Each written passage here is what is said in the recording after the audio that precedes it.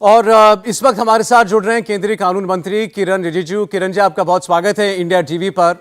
तीनों राज्यों के जो नतीजे अभी आए हैं आपके लिए काफ़ी खुशी लाने वाले नतीजे हैं, और आपसे हम समझना चाहते हैं कि उत्तर पूर्व के इन राज्यों में आप लोग किस तरीके से काम कर रहे हैं, जो जनता का ये समर्थन आपको मिल रहा है। अगर मैं शुरुआत कर सकूं त्रिपुरा से, जहां 5 साल के बाद इस बार भी पूर्ण बहुमत के साथ आपकी सरकार बनती दिख रही है। हाँ जी, मैं जब पिछले महीने हम जब प्रचार में गए थे और कई कार्यक्रम हुए थे त्रिपुरा में, तो हमको ज़मीनी जो माहौल है उसको देख करके तो पता लग गया था कि चुनाव में भारतीय जनता पार्टी को फिर से बहुमत मिलेगा। क्योंकि पिछले चुनाव में तो हम सरकार में नहीं थे, तो हम अपना जो प्रोमिसेस है, कमिटमेंट है, वो लेके गए। इस बार तो हम अपना काम दिखाने के लिए जो ज़मीन पे जो भी हुआ है उसको लेकर के हम गए। आज लोगों के घर घर तक जो स्कीम पहुंच रहे हैं, वहाँ छोटे छोटे गांव में जो 50-60 साल में कुछ भी नहीं हुआ कांग्रेस के ज़माने में या कम्युनिस्ट के ज़माने में, आज हर घर में बिजली, हर घर में पानी, हर घर में अच्छा से वहाँ गैस कनेक्शन हो गए हैं। बड़े बड़े जो परियोजनाएं हैं, हाईवे बन गए हैं, रेलवे लाइंस, एयरपोर्ट्स। तब जो टोटलिटी में जब देखते हैं, जो ट्रांसफॉर्मेशन हुए हैं, जो बदलाव आया है, वो लोगों की ज़िंदगी को छूते हैं। दूसरा जो इमोशनल चीज़ होते हैं, हमारे नॉर्थ ईस्ट के लोगों का जो कल्चर है, ट्रेडिशन है, हमारा आइडेंटिटी है, इसको कौन सा पार्टी ने हमको पहले बार इज्जत दिया है, ये बड़ी बात है। ये कांग्रेस के पार्टी के लोग ये सब चीज़ भूल जाते हैं। तो मोदी जी ने पहले दिन से, जब हमारा पहला सरकार का मंत्रिमंडल का बैठक हुआ था, उसी समय मोदी जी ने बिल्कुल ये क्लियर कर दिया कि हर एक मंत्री को पूर्वोत्तर के हर राज्यों में जाना ही है। हर 2 महीने में कम से कम एक बार तो जाना ही है। हर महीने में 15 मंत्री नॉर्थ ईस्ट जाना है, वरिष्ठ अधिकारी सब जाना है। इस तरीके का जब पूरा मिशन मोड में फोकस नॉर्थ ईस्ट के ऊपर में कर दिया और लुक इस पॉलिसी को एक्ट ईस्ट बना करके पूरे गवर्नमेंट का जो इंटेंशन को दर्शा दिया, तो फिर इसका राजनीतिक लाभ तो मिलेगा ही। हम अगर काम नहीं करेंगे, सिर्फ वोट बटोरते रहेंगे, ऐसा तो हो नहीं सकते हैं। आज के ज़माने में लोग बहुत सतर्क रह गया है, बहुत वो लोग स्मार्ट है, लोग पहचानते हैं, झूठ नहीं बोल सकते हैं, आप गुमराह नहीं कर सकते हैं। मैं मानता हूं कि मोदी जी के नेतृत्व में नॉर्थ ईस्ट में जो ट्रांसफॉर्मेशन हुए हैं, हमारे वहाँ के राज्य सरकारों ने अच्छा काम किया है। इसका नतीजा है कि बीजेपी और मजबूत होते जा रहे हैं नॉर्थ ईस्ट में। किरण जी, लेकिन त्रिपुरा में तो आपके सामने बहुत बड़ी चुनौती थी इस बार। लेफ्ट और कांग्रेस मिलकर चुनाव लड़ रहे थे। त्रिपुरा मोटा नाम से वहां पर एक नई ट्राइबल पार्टी खड़ी हुई थी, जिसको लोगों का समर्थन भी मिला, ऐसा दिख रहा है। उसके बावजूद ये नतीजा आ रहे हैं। ऐसा है, त्रिपुरा का एक जो विचित्र परिस्थिति जो देखने को मिला इस बार, कई सालों तक, कई दशकों तक वहाँ के लेफ्ट पार्टी और कांग्रेस पार्टी के बीच में इतना दुश्मनी थी, एक दूसरे को हमला करते थे, जान ले लेते थे। अभी भी आप गांव में जाइए, वहाँ पे स्मारक बनाया हुआ है। कई लेफ्ट वालों ने कांग्रेस वालों की हत्या की, कई जगहों में कांग्रेस वालों ने लेफ्ट नेताओं के, लेफ्ट कार्यकर्ताओं का जान लिया। इतना जो घना दुश्मनी, इतना खतरनाक माहौल था उस जमाने में, और वो दोनों क्यों मिले आज, कोई बेसिस नहीं है। चुनाव में विजय प्राप्त करने के लिए, भारतीय जनता पार्टी का विजय रथ को रोकने के लिए, अगर ये कन्वीनियंट से एक कोई अपना अलायंस करते हैं, तो वो जनता उसको, वो कोई बल मिलेगा नहीं उसको। इसलिए कांग्रेस और कम्युनिस्ट का अलायंस को तो हम तो अनहोली अलायंस मानते हैं, अपॉर्चुनिस्टिक अलायंस है, इसलिए वो नतीजा मिलेगा नहीं उसका। जी, जो ये नई पार्टी खड़ी हुई, जो वहां के राज परिवार से आते हैं, प्रद्योत देव बर्मन, उन्होंने अपने लिए एक ग्रेटर त्रिपुरा लैंड, एक अलग राज्य की मांग रखी थी। आप लोगों से भी पहले बातचीत हुई, खबर ये आई थी कि आपकी पार्टी ने साफ इनकार कर दिया था इसको लेकर, लेकिन ऐसा लग रहा है कि लोगों का कुछ साथ उनको मिला है। नहीं तो जैसे त्रिपुरा का जो एक विशिष्ट जो वहाँ परिस्थिति है, 20 सीट ट्राइबल का रिजर्व सीट होते हैं और 40 सीट जनरल सीट्स हैं। जो 20 सीट्स है उसमें पूरे के पूरे ट्राइबल्स, इंडिजिनस ट्राइबल जो रहते हैं, वहाँ का जो प्रतिनिधि करने के लिए जो राजा साहब है प्रद्युत, उन्होंने अपना एक पहचान को लेकर के आगे बढ़ा, तो उसमें समर्थन मिला है।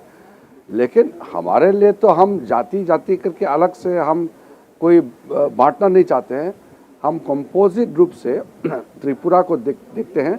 वहाँ ट्राइबल्स के लिए अलग से अगर कुछ व्यवस्था करना है, कार्य करना है, तो वो तो करेंगे। लेकिन हम सिर्फ चुनाव जीतने के लिए, बांटने के लिए इसको अलग करेंगे, उसका अलग करेंगे, ये हम नहीं कहते। जो भी करना है, जैसे ज़रूरत पड़ता है वो तो करेंगे। लेकिन जो त्रिपुरा के जो टोटल जनता ने, चाहे ट्राइबल हो चाहे नॉन ट्राइबल हो, विश्वास बीजेपी के ऊपर में जताया है, तो हमको तो पूरे राज्य के लिए सोचना है, सबके लिए सोच के काम करना है।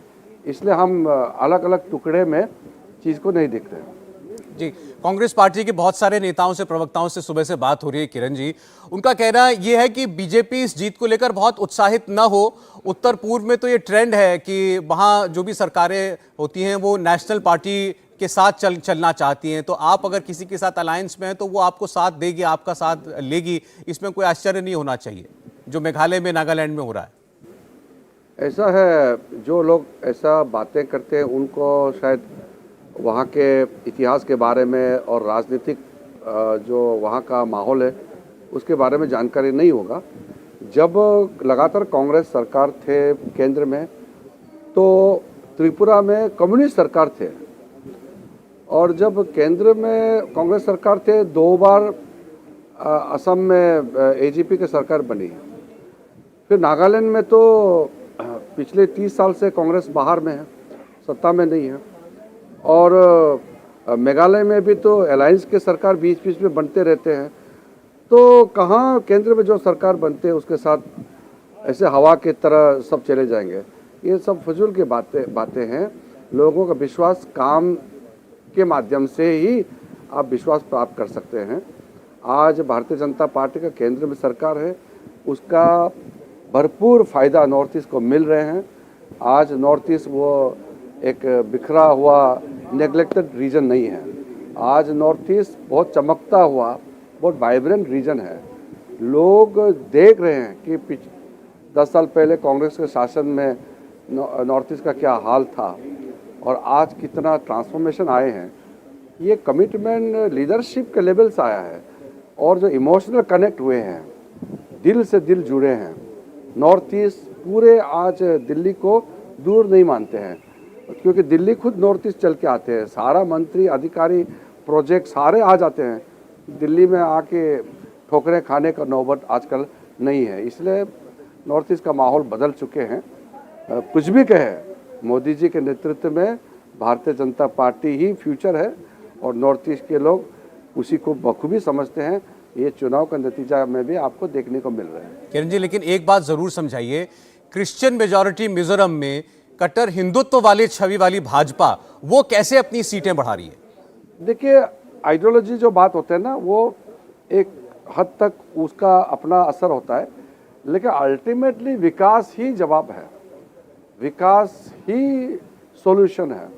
और मोदी जी का एक ही मंत्र है बस, यही सबका साथ, सबका विकास, सबका विश्वास और सबका प्रयास, यही मंत्र है जी। बाकी जो बातें करते हैं उसको कोई ज़्यादा लोग मान्यता नहीं देते हैं। लोग रिजल्ट चाहिए। घर में पानी आया कि नहीं, बिजली आया कि नहीं, सड़क बने कि नहीं, आपका कल्चर, आपका आइडेंटिटी को इज्जत मिल रहा है कि नहीं, पहचान दे रहा है कि नहीं दे रहा है, सब देखते हैं। और सब मोदी जी के ऊपर में विश्वास 100% है। भारतीय जनता पार्टी और भी ताकत से आगे बढ़ेगा नॉर्थ ईस्ट में, जैसे देश भर में बढ़ रहे हैं, नॉर्थ ईस्ट में और बढ़ेगा। ये तो शुरुआत है।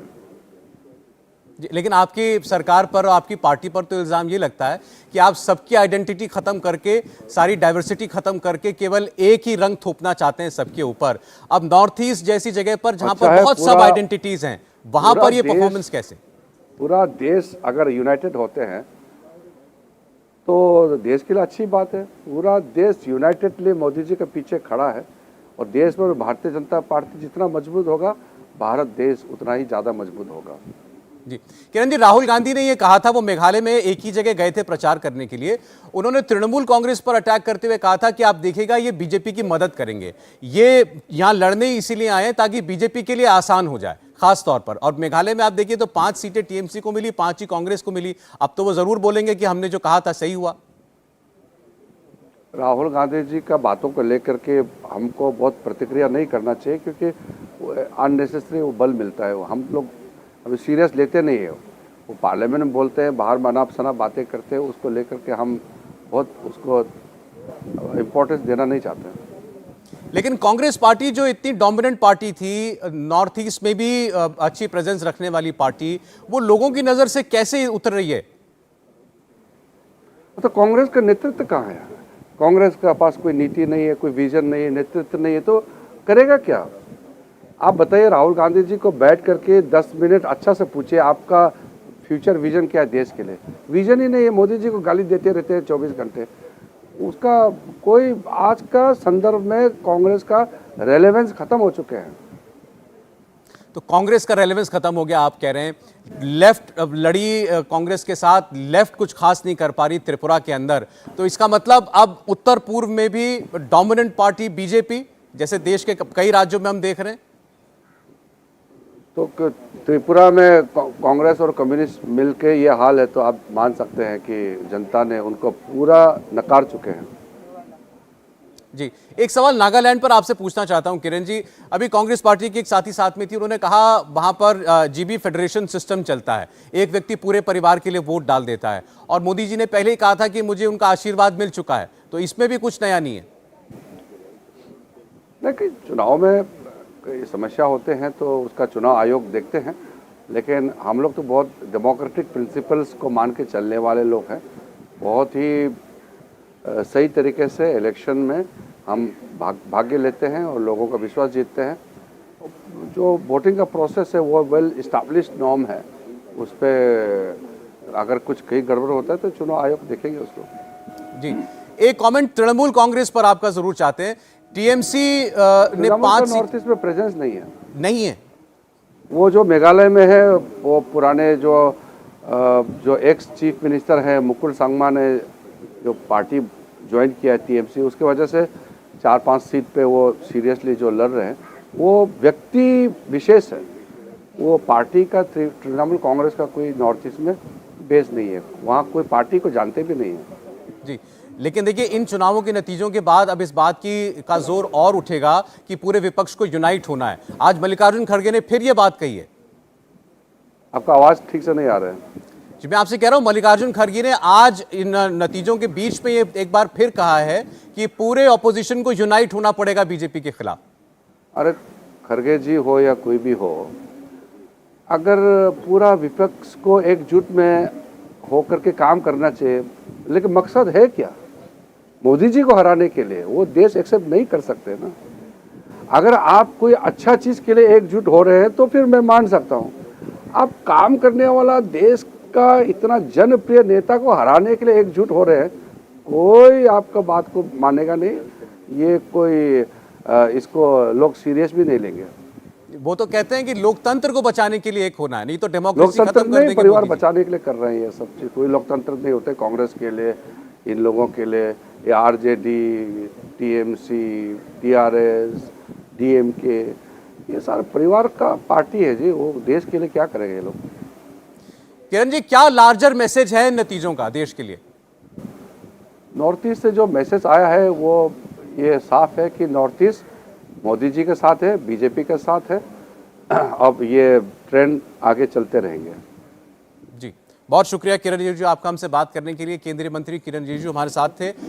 जाहिर है उनका कहना है कि ये उनकी केंद्र की सरकार का काम है, त्रिपुरा की, नागालैंड की, मेघालय की सरकार का काम था, जिसको लोगों ने देखा और एक बार फिर उनको आशीर्वाद दिया है। इंडिया टीवी हर वक्त हर जगह डाउनलोड करने के लिए सर्च करें India TV news Google play store या ऐप स्टोर पर।